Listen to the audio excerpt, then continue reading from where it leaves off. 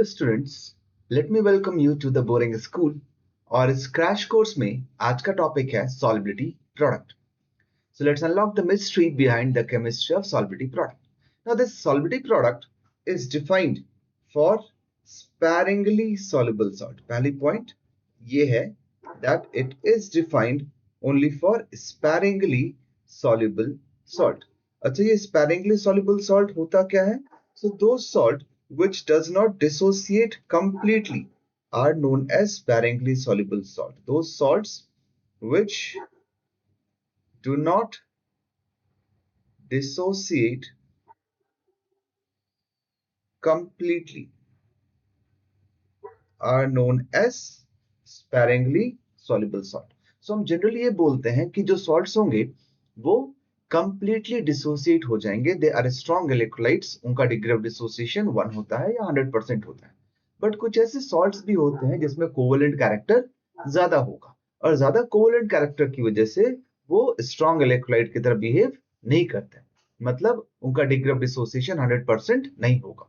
तो उस केस में degree of dissociation less than 1 है तो उनको हम वीक इलेक्ट्रोलाइट कंसीडर करते हैं, और वीक इलेक्ट्रोलाइट है तो पार्शियली डिसोसिएट होगा. तो हम वैसे सॉल्ट्स की बात करेंगे जो स्पैरिंगली सॉल्युबल है. अच्छा, स्पैरिंगली सॉल्युबल सॉल्ट की बात करेंगे. अब सॉल्ट के किस टाइप के सॉल्यूशन की बात करेंगे हम, तो यहाँ पे हम बात करेंगे saturated solution of sparingly soluble salt. We'll talk about saturated solution of sparingly soluble salt. We'll talk about saturated solution of sparingly soluble salt. तो अब saturated solution क्या होता है? अब ये saturated solution क्या है? So हम solution को define कर सकते हैं on the और classify कर सकते हैं more specifically on the basis of amount of solute. तो वो भी देख लेते हैं. Classification of solution, classification of solution on the basis of amount of solute present. So ये जो solution होगा वो 3 टाइप का हो सकता है. फर्स्ट टाइप होता है अनसैचुरेटेड सॉल्यूशन. फर्स्ट है मेरा अनसैचुरेटेड सॉल्यूशन. सेकंड होता है मेरा सैचुरेटेड सॉल्यूशन. सेकंड होगा सैचुरेटेड सॉल्यूशन. और थर्ड जो होता है वो होता है मेरा super saturated solution. Super saturated solution. अब हम ये डिफाइन कैसे करते हैं कि कौन सा सॉल्यूशन सैचुरेटेड है, कौन सा सुपर सैचुरेटेड है, कौन सा अनसैचुरेटेड है? तो हम ये डिफाइन करते हैं by comparing the amount of solute with solubility. अब अगर मेरा amount of solute is less than solubility, amount of solute is less than solubility, तो उसको हम अनसैचुरेटेड सॉल्यूशन बोलते हैं. अगर अमाउंट ऑफ सॉल्यूट जो है मेरा वो सॉल्युबिलिटी के इक्वल है तो उसको हम सैचुरेटेड सॉल्यूशन बोलते हैं. और अमाउंट ऑफ सॉल्यूट अगर सॉल्युबिलिटी से ज्यादा है, amount of solute if it is more than solubility, तो उसको हम क्या बोलेंगे? That will be considered as super saturated solution. अब फिर से एक नया टर्म आ गया, वो क्या है? सॉल्युबिलिटी. तो सॉल्युबिलिटी कैसे डिफाइन करते हैं? तो सॉल्युबिलिटी हम बोलते हैं that it is the maximum amount of salt which can be dissolved in a given amount of solution. It is the amount of solute which will be dissolved, or we can write it is the maximum amount of solute which will be dissolved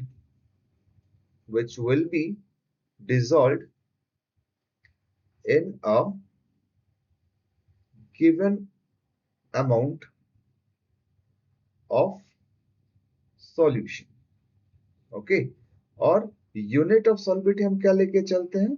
unit हम लेके चलेंगे इसका मोल पर litre. तो मैंने ऊपर बोला था कि सॉल्युबिलिटी प्रोडक्ट हम क्या बात करेंगे? Will talk about saturated solution of sparingly soluble salt. मतलब कि यहाँ पर जो अमाउंट ऑफ सॉल्यूट होगा वो किसके इक्वल होगा, that will be equal to the solubility, or we can say that amount of solute will be equal to the maximum amount of solute which will be dissolved in a given solvent. So this is about saturated solution. Ab let's say some example of saturated sparingly soluble salt can be AgCl solid. Example can be Ag2CrO4 solid, etc. These are two important examples. Other than this, lead salts are also sparingly soluble salt. Okay. So we'll take the example of AgCl. Now let's say we have AgCl. This AgCl solid, when it is added to water, we know AgCl is a sparingly soluble salt, so there will be partial dissociation. Partial dissociation का मतलब हुआ कि an equilibrium will be established. अब अगर equilibrium होगा तो equilibrium किसके बीच होगा, तो it will be between the dissociated form of the salt and undissociated form of the salt. ये AgCl जो reactant side में लिखा है मैंने, इसको क्या बोलते हैं, इसको बोलते हैं undissociated form of the salt. This is undissociated form. और राइट साइड में जो मैंने लिखा है, this will be known as dissociated form of the salt. So equilibrium will be established between the dissociated form and undissociated form of the salt. अब देखो, let's say solubility of this salt is S. I'm assuming that solubility of this salt is S mole per liter. It means if 1 liter of solution is taken, S mole of salt will dissociate. अगर मैं 1 liter solution लूं तो S mole salt क्या होगा, वो dissociate हो जाएगा. तो अगर ये S mole dissociate हो रहा है तो ये S mole per liter Ag plus का concentration हो जाएगा, S mole per liter Cl minus का भी concentration हो जाएगा. अब अगर मैं यहाँ पे इक्विलिब्रियम कांस्टेंट अगर मैं यहाँ पे इक्विलिब्रियम कांस्टेंट डिफाइन करता हूं, अगर मैं यहाँ पे इक्विलिब्रियम कांस्टेंट डिफाइन करता हूं तो इक्विलिब्रियम कांस्टेंट कैसे लिख सकता हूं मैं, तो मैं लिख सकता हूं KSP will be equal to KSP will be equal to concentration of Ag plus into concentration of Cl minus. अब concentration of Ag plus मेरा यहाँ पे S हो जाएगा, concentration of Cl minus भी मेरा S हो जाएगा, तो मैं KSP को लिख सकता हूँ कि ये S स्क्वायर के इक्वल हो जाएगा. तो ये सॉल्युबिलिटी प्रोडक्ट हो गया किसका, सॉल्युबिलिटी प्रोडक्ट हो गया of AgCl. I hope it is clear. Unit क्या हो जाएगा, यूनिट हो जाएगा मोल पर लीटर स्क्वायर, मोल पर लीटर स्क्वायर, और we can write mole square per liter square. Understood? Let's take another example of Ag2CrO4. Let's take another example of Ag2CrO4. So Ag2CrO4 solid will dissociate partially in water to form 2Ag plus ion aqueous and CrO4 2 minus ion aqueous. अब यहाँ पे let's say solubility of the salt is S. मैं ये बोल के चल रहा हूँ, मान के चल रहा हूँ कि solubility क्या है, S मोल पर लीटर है. मतलब ये हुआ कि S mole of Ag2CrO4 will dissociate if 1 liter of solution is taken. तो Ag plus का concentration क्या हो जाएगा, it will be 2S. CrO4 2 minus का concentration क्या हो जाएगा, S. अब यहाँ पे मुझे अगर equilibrium constant define करना है तो equilibrium constant is nothing but the solubility product, और वो किसके इक्वल होगा, तो वो इक्वल होगा Ag plus concentration square into concentration of CrO4 minus 2. अब Ag plus का concentration 2S है तो ये मैं 2S स्क्वायर कर दूंगा, और ये CrO4 2 minus का concentration S है तो यहाँ पे S लिख दूंगा, तो ये टोटल मेरा हो जाएगा 4S3. So KSP of Ag2CrO4 वो कितना हो जाएगा, वो हो जाएगा 4S3. अच्छा एक और चीज, अगर मुझे KSP पता है तो मैं वहां पर सॉलिबिलिटी भी निकाल सकता हूं सॉल्ट का. जैसे फॉर एग्जांपल इस केस में अगर मुझे सॉलिबिलिटी निकालना है तो मैं लिख सकता हूं solubility will be equal to root over of KSP. अगर इस वाले केस में मुझे सॉलिबिलिटी निकालना है तो मैं लिख सकता हूं S will be equal to KSP by 4 to the power 1/3. तो अगर मुझे सॉलिबिलिटी पता है तो मैं सॉलिबिलिटी प्रोडक्ट निकाल सकता हूं, और अगर सॉलिबिलिटी प्रोडक्ट पता है किसी सॉल्ट का तो सॉल्ट की सॉलिबिलिटी को भी मैं कैलकुलेट कर सकता हूं। Okay, so I hope this many points are clear. After this let's see common ion effect. Let's see common ion effect in saturated solution of sparingly soluble salt. In a saturated solution of sparingly soluble salts. अब देखो, मान लो मेरे पास AgCl solid ही है, तो AgCl solid को जब water में ऐड करेंगे तो हमने देखा एक इक्विलिब्रियम एस्टैब्लिश होगा between the dissociated form of Ag plus and dissociated form of the AgCl and undissociated form of AgCl. अब इस सॉल्यूशन में मान लो मैंने NaCl ऐड कर दिया, इस सॉल्यूशन में मैंने NaCl ऐड कर दिया, तो NaCl जैसे ही वाटर में जाएगा वो डिसोसिएट होकर देगा Na प्लस आयन और Cl माइनस आयन, और इस Cl माइनस आयन के आने की वजह से overall equilibrium of the first reaction वो डिस्टर्ब हो जाएगा, और जैसे ही इक्विलिब्रियम डिस्टर्ब हो जाएगा reaction will try to nullify that change, और उसके लिए क्या होगा, it will move in backward direction, it will move in backward direction, और जैसे ही ये बैकवर्ड डायरेक्शन में जाएगा हम ये बोलेंगे कि कुछ Ag प्लस और Cl माइनस कंबाइन होकर वापस मुझे AgCl देंगे, और अगर Ag प्लस और Cl माइनस कंबाइन होकर मुझे AgCl दे रहे हैं, इसका मतलब ये हुआ कि AgCl की सॉलिबिलिटी अब डिक्रीज हो जाएगी। तो लेट्स से S जो है इस solubility in absence of NaCl, and let's say S dash is solubility in presence of NaCl. Solubility of what? It is solubility of AgCl. तो अगर मुझे इन दोनों को कंपेयर करना है तो इन दोनों में ज्यादा कौन सा होगा, तो इन दोनों में ज्यादा होगा S मेरा, तो S will be more than S dash, मतलब कॉमन एन इफेक्ट की वजह से सॉलिबिलिटी जो होगी वो डिक्रीज हो जाएगी। Now let's say initial solubility S था, तो ये मेरा S मिला होगा, ये मेरा S मिला होगा, this is in the absence of NaCl। So in the absence of NaCl, I can write KSP, absence of NaCl, that will be equal to concentration of Ag plus absence of NaCl. Concentration of Ag plus into concentration of Cl minus. So this concentration will be S, this will be S, so overall it will be S square. Is it clear? Now, next thing, when NaCl is added, so let's say NaCl का concentration या moles, C moles of NaCl solid is added in the solution, तो ये भी C हो जाएगा, ये भी C हो जाएगा, and total moles of Cl minus, if let's say 1 liter solution is there, so ये हो जाएगा S dash plus C और ये हो जाएगा S dash, क्योंकि मैंने देखा जैसे ही NaCl ऐड किया Ag plus और SCl minus में से कुछ moles of Ag plus and Cl minus will combine to give us back AgCl, और नए कंडीशन में जो न्यू सॉलिबिलिटी है वो क्या हो जाएगी S dash। इसका मतलब ये हुआ that S dash will be the moles of Ag plus, S dash will be the moles of Cl minus, जो कि मेरा AgCl से आ रहा है, और Cl minus NaCl के डिसोसिएशन से भी आ रहा है, इसलिए टोटल Cl minus मैंने लिखा है S dash plus C, और यहाँ पे भी क्या हो जाएगा S dash plus C।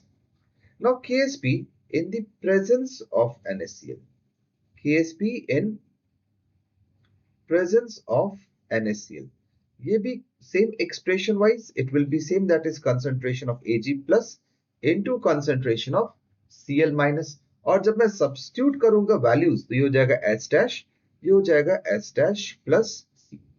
अब यहां पर मेरा एक approximation आएगा, approximation ये आएगा कि S dash जो होगा वो C के कंपैरिजन में बहुत कम होगा, S dash is much less than C। तो इस केस में बोल सकता हूं S dash plus C will be approximately equal to C। तो ये मेरा हो जाएगा C टाइम्स S डैश। तो KSP in absence of NaCl is S square and KSP in presence of NaCl is C times S dash। अब मुझे ये पता है कि इक्विलिब्रियम कांस्टेंट कंसंट्रेशन पर डिपेंड नहीं करता, मतलब अगर कंसंट्रेशन में चेंज होगा तो इक्विलिब्रियम कांस्टेंट में को भी चेंज नहीं आता है। तो मैं ये बोल सकता हूं कि S स्क्वायर जो होगा वो किसके इक्वल हो जाएगा, वो C टाइम्स S डैश के इक्वल हो जाएगा। तो अगर मुझे S डैश निकालना है यहाँ पे तो क्या हो जाएगा, that will be equal to S square upon C। Clear? So this is the new solubility of AgCl in the presence of NaCl। We can also write like this, new solubility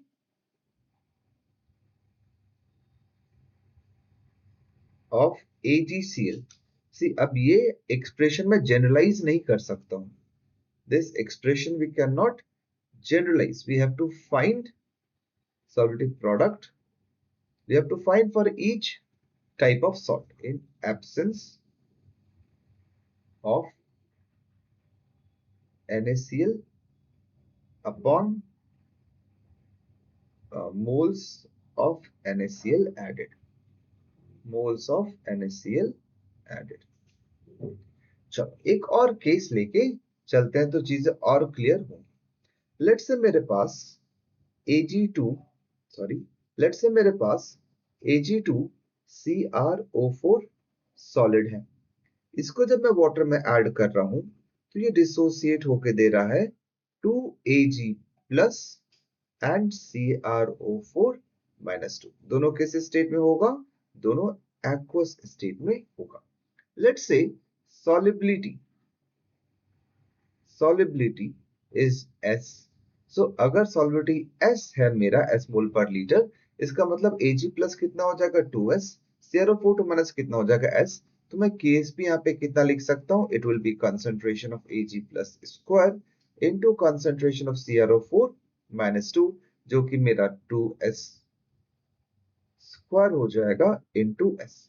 so total हो गया मेरा 4S cube. ये सॉल्बिलिटी हो गया। अब इसे मान लो मैंने AgNO3 ऐड कर दिया, AgNO3 सॉलिड ऐड किया। When AgNO3 is added to this solution, यहाँ पे डिसोसिएट होगा completely to give Ag plus and NO3 minus। अब let's say C moles of AgNO3 is added, तो ये C होगा, ये भी C होगा। अब Ag प्लस के आने की वजह से ऊपर वाला इक्विलिब्रियम मेरा क्या होगा, डिस्टर्ब होगा। और ये इक्विलिब्रियम डिस्टर्ब हुआ तो इस वजह से ये रिएक्शन फिर से किधर जाएगा, it will move in backward direction. और अगर ये बैकवर्ड डायरेक्शन में गया तो मैं ये बोलूंगा कि सॉल्बिलिटी फिर से डिक्रीज हो गई। तो लेट्स से न्यू सॉलिबिलिटी जो अब हो रही है in the presence of AgNO3, solubility in presence of AgNO3 is S dash। तो मतलब ये हुआ S dash मोल पर litre of Ag2CrO4 will dissociate। तो न्यू कंडीशन में बोल सकता हूं कि ये हो जाएगा 2S dash, ये हो जाएगा S dash। और टोटल Ag प्लस कंसेंट्रेशन लिख सकता हूं 2S dash plus C which will be approximately equal to C। यहां तक बात क्लियर है। अब न्यू कंडीशन में अगर सॉलिबिलिटी प्रोडक्ट निकालता हूं KSP, न्यू कंडीशन की हो जाएगा C into C square into S dash, concentration of Ag plus into concentration of CrO4 two negative. अब इन दोनों को मैं इक्वेट कर सकता हूं तो I will write 4S cube is equal to C square into S dash. तो यहां से मुझे क्या मिल जाएगा, S dash is equal to 4S cube upon C square। So this will be the new solubility of Ag2CrO4 in presence of what? In presence of AgNO। इतनी बात clear हो गई। अब आगे देखते हैं। अब मान लो एक ऐसा केस आता है कि मेरे पास एक कंटेनर है और इस कंटेनर में मैंने लिया AgNO3 सॉल्यूशन, और एक दूसरा कंटेनर लेता हूं। इस कंटेनर में मैं लेता हूं NaCl सॉल्यूशन और इन दोनों को एक थर्ड बड़े से कंटेनर में मिक्स कर देता हूं। अगर इन दोनों को मैं एक बड़े से कंटेनर में मिक्स कर रहा हूं तो क्या होगा? तो इस बड़े से कंटेनर में Ag प्लस भी आएगा, Cl माइनस भी आएगा, और वो दोनों मिलके AgCl का प्रेसिपिटेट बना सकता है। तो मुझे ये चेक करना है कि क्या प्रेसिपिटेशन होगा यहां पे। Will AgCl precipitate? How will we check whether AgCl will precipitate? तो उसके लिए मुझे समझना होगा एक नया टर्म जिसको हम बोलते हैं ionic product. Ionic product. Ionic product represent करते हैं के आईपी से। एक्सप्रेशन वाइज आयनिक प्रोडक्ट और सॉल्वेटिव प्रोडक्ट सेम होगा। मतलब अगर मैं AgCl सॉलिड की बात करता हूं तो इसके केस में आयनिक प्रोडक्ट क्या होगा? That will be equal to concentration of Ag plus into concentration of Cl minus. अब अगर एक्सप्रेशन सेम है तो डिफरेंस क्या है दोनों में? What is the difference between the solvative product and ionic product? तो हम सॉल्वेटिव प्रोडक्ट में जो कंसंट्रेशन सब्स्टिट्यूट करते हैं वो हम सॉलिबिलिटी सब्स्टिट्यूट करते हैं, बट आयनिक प्रोडक्ट में हम कोई भी जनरल टाइम कंसंट्रेशन सब्स्टिट्यूट कर सकते हैं। Any general concentration can be substituted. any general concentration can be substituted। Solvative product में सिर्फ और सिर्फ इक्विलिब्रियम के टाइम का कंसंट्रेशन हम सब्स्टिट्यूट कर रहे थे। अब जब हम आयनिक प्रोडक्ट निकाल लेंगे तो इस आयनिक प्रोडक्ट को हम सॉल्वेटिव प्रोडक्ट के साथ कंपेयर करते हैं। तो कंपेयर करेंगे तो तीन चीज हो सकती है। पहला चीज है KIP KSP से कम आ जाए। अगर KIP KSP से कम आ जाएगा तो इस सॉल्यूशन को हम अनसैचुरेटेड सॉल्यूशन बोलेंगे। और अगर अनसैचुरेटेड सॉल्यूशन है तो in this case no precipitation will take place.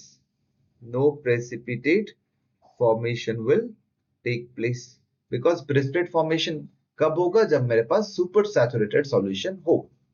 Second possibility is KIP is equal to KSP, और ऐसे सॉल्यूशन को हम सैचुरेटेड सॉल्यूशन बोलते हैं। और अगर सैचुरेटेड सॉल्यूशन है तो भी प्रेसिपिटेट का फॉर्मेशन नहीं होगा, बट यहां पे हम ये बोल सकते हैं विल बिगिन टू प्रेसिपिटेट। मतलब इसके बाद जैसे ही तुम एक एक्स्ट्रा ड्रॉप भी डाल दोगे, एक एक्स्ट्रा अमाउंट भी डाल दोगे, तो प्रेसिपिटेशन स्टार्ट हो जाएगा। And third possibility is KIP is more than KSP। तो ऐसे सॉल्यूशन को हम सुपर सैचुरेटेड सॉल्यूशन बोलते हैं।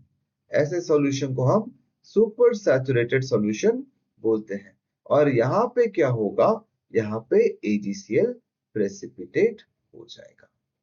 यहां पर AgCl प्रेसिपिटेट हो जाएगा। अब जैसे मान लो एक एग्जांपल लेते हैं। Let's take an example. मान लो मेरे पास